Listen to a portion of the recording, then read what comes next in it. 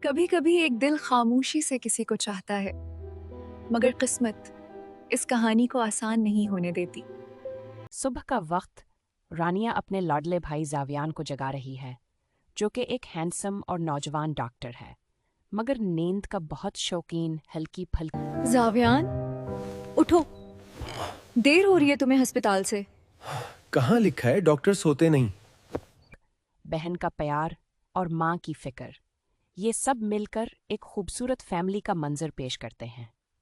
لیکن اسی ناشتہ کی میز پر ایک اہم بات چھڑ جاتی ہے۔ اب شادی کر لو زاوی۔ ابھی نہیں، پہلے اسپیشلائزیشن۔